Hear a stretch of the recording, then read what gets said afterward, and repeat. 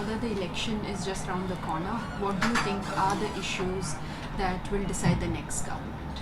So I think the issues that should be there and would be there are the issues relating to unemployment, the crisis in the farming sector, the whole issue of communalism and lynch mobs and the kind of hate and fake news that is being spread by this Modi government and its cohorts, and of course the issue of corruption, which is an endemic problem, and in which this government, quite apart from indulging in corruption in mega deals like Rafale, or the manner in which Nirav Modi or Mehul Choksi, etc., have been allowed to loot and flee the country, it's also the manner in which our anti-corruption institutions and laws are being destroyed.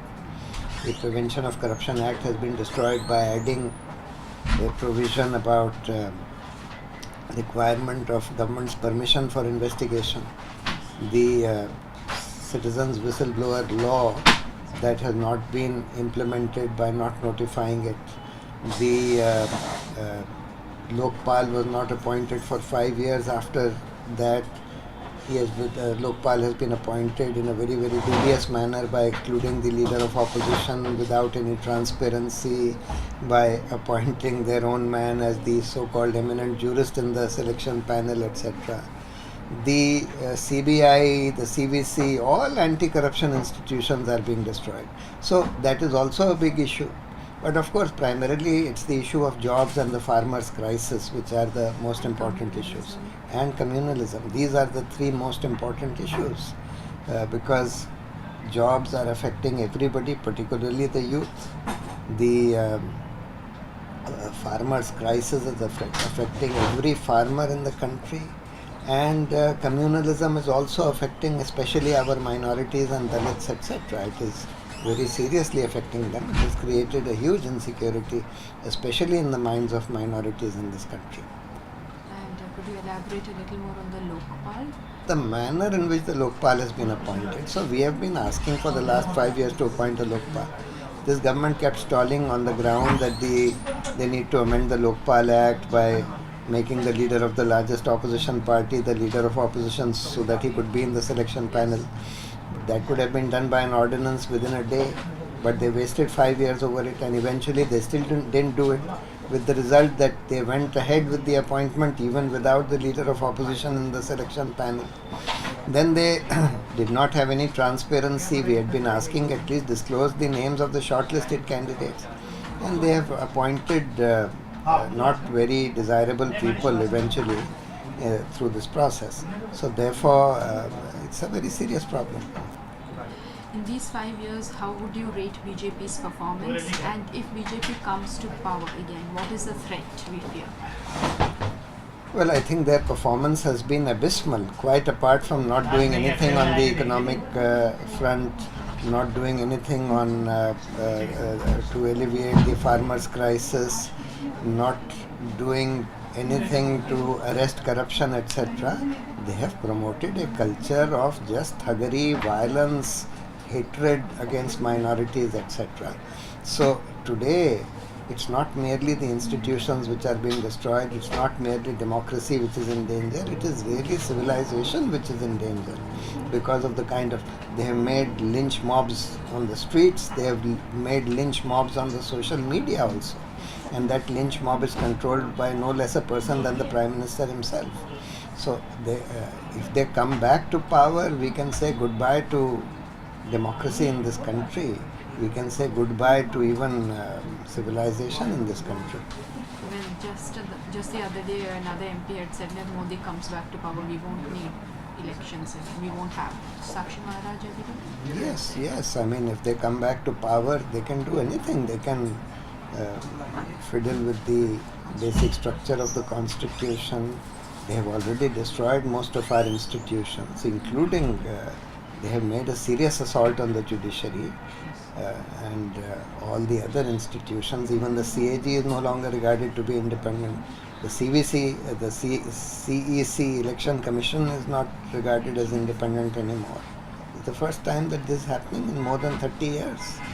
Could you elaborate a little more on the judiciary and the troubles it faces or it has faced under the Modi government? So the judiciary, they are not appointing judges who are recommended from the minority communities, and they are now using another device to influence the judiciary. Of course, post-retirement jobs and the lure of post-retirement jobs was always a way of influencing judges.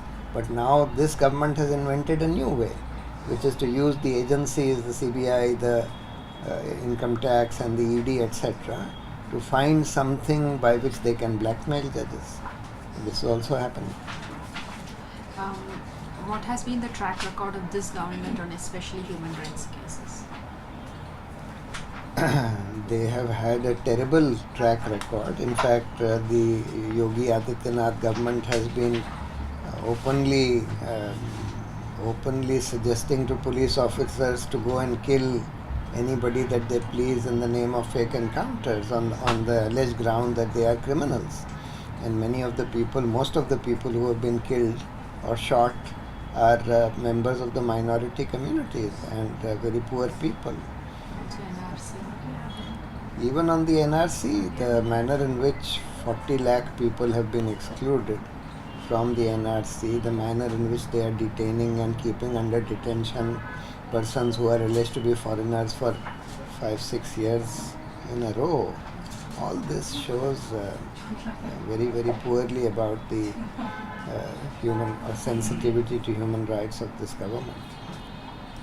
How do you think BJP can be defeated, and what do you think can be done in this era of WhatsApp elections? So I think the BJP can be defeated by pointing out, because they are trying to fight the election on this nationalism agenda. Yes. By using this Pulwama and Balakot, etc. We should point out firstly that this Pulwama happened because of the negligence of this very government. They had intelligence about this attack 5 days before the attack.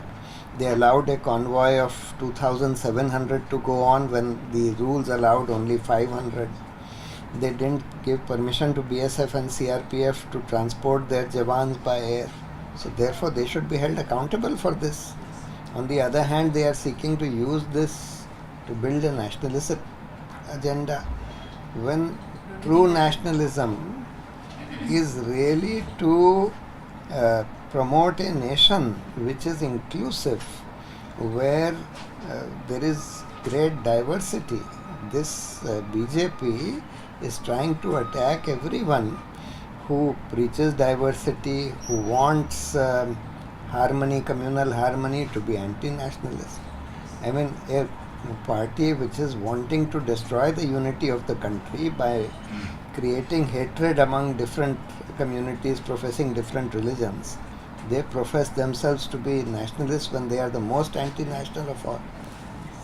The BJP whole plank says that there is no other alternative. They are trying to again point out that Modi is the only man, and how can that also be countered? They are hoping to bank on the image of Modi. How can that be countered? So that can be countered by pointing out that Modi has done nothing except to destroy the country, and therefore you can't want to just get a man again re-elected who has destroyed the country merely because he has got tremendous publicity and exposure, which other opposition leaders have not got. So therefore, for the BJP to say what is the alternative, they said this in 2004 also, but they still lost.